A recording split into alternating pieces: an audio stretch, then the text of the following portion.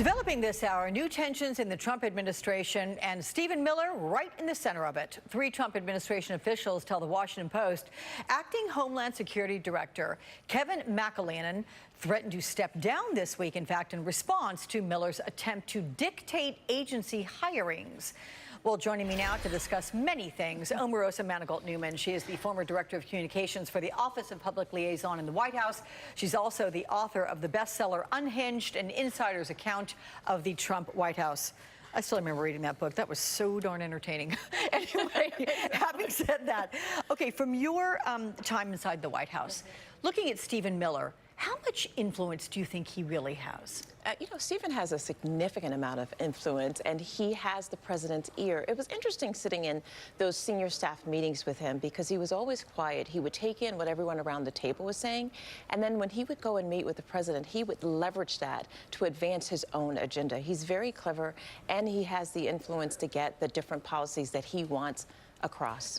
Are you saying that he would throw others under the bus? Oh, all the time. All the time. But you know what? He's so strategic that he's learned to kind of play each side to the middle.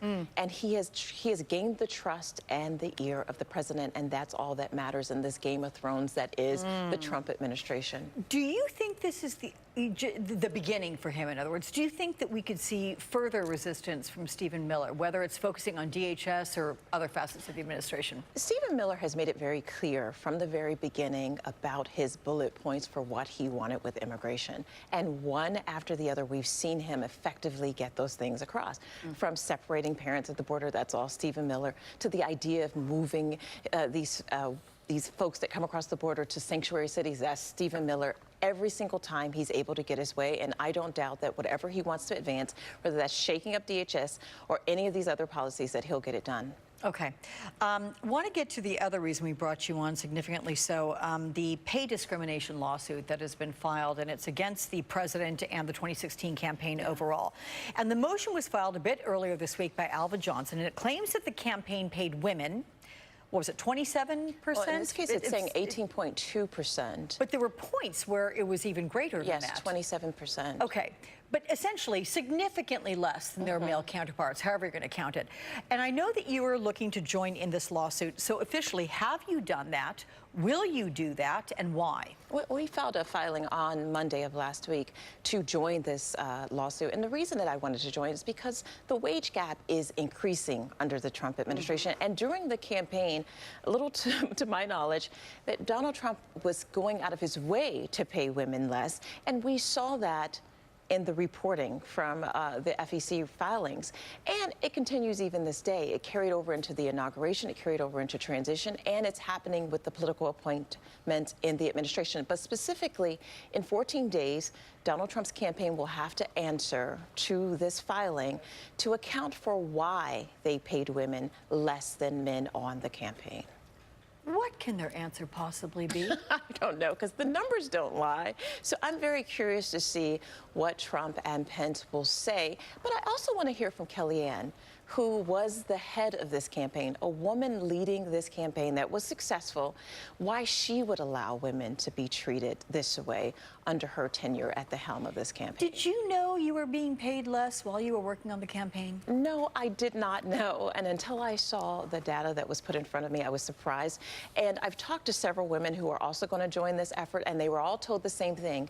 This is exactly what we're paying your male counterparts. And of course, we've learned that that too is a lie. Okay. The numbers say one thing. Let me also talk about what the Trump campaign has said in response to all this, that it has never discriminated based on race, ethnicity, gender, or any other bias. So they didn't, but their dollars did. That's one way to look at it. Right. I mean, you have to put your money where your mouth is. And in this case, their money was on the men and not paying the women. And this wage gap, equal pay for equal work is real in this country. We see that women are struggling to make, I think it's 72 cents on the dollar than the men. And I think that someone that wants to be reelected, to continue to head this country, should certainly respect women more. Do you think that currently in the White House, the situation is such that there is this gender pay gap? Yes, if you look at the 2,500 political appointees in the Trump administration, you will see that the women are also being paid 75% on the dollar to men.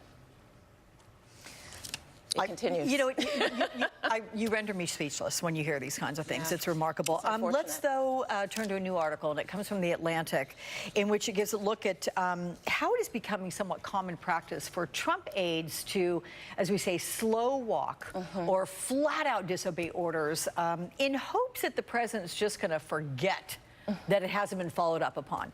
This kind of disobedience, if you want to call it that, is it something that you witnessed? Yeah, you know, I wrote about this in Unhinged, and I got a little criticism because I talked about taking documents off of Donald Trump's desk or not giving him certain memos. It's because, one, he has a short attention span, but two, those things were illegal, unethical, or immoral.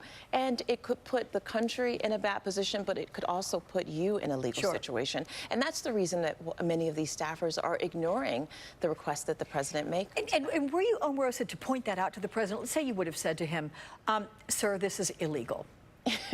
Could you have done that? Would have gone in one ear, out the other? What would the response have been? Well, in seeing the Mueller report, it happened quite often where he asked people to break the law or to do things that were unethical. And we saw that when people push back, like McGahn, that he will lash out at them. Yeah. That's the consequence.